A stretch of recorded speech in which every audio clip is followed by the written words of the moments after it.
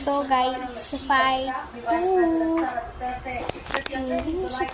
ayun siya. Pwede ba to? Wait lang. Ayun siya guys. Ayan.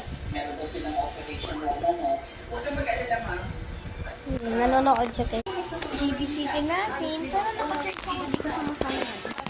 Pahiga na lang guys. Higa mo na lang.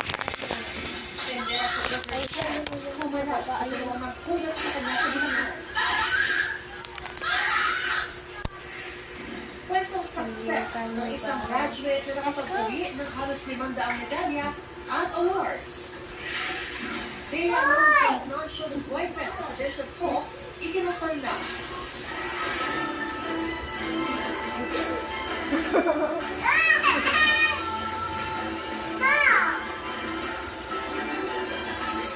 Pupunto natin ito sa kanya guys.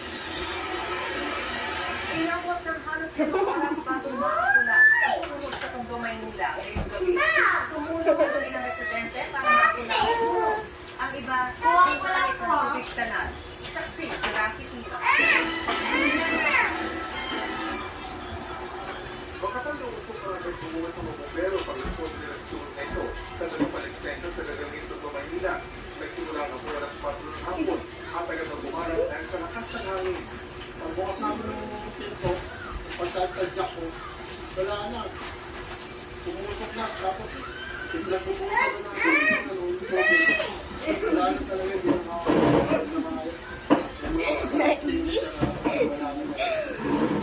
Isa pa, babatuhin na natin. Papagatuhin pa natin to guys. Parang malapit na matapos mo. So, ayan na yun. Tort pa siya. Tort. Nakainis siya. Wait lang, andiling guys. Wait lang ha. Ang ginagawa ng PFD sa kanilang mga naging problema ang kakulangan ng tubig.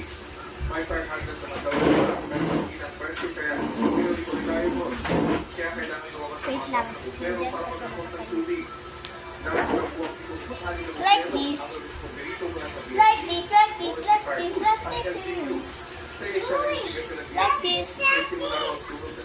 Like this. Guys, part 3 na lang ulit guys. Malapit na matapos. Ako,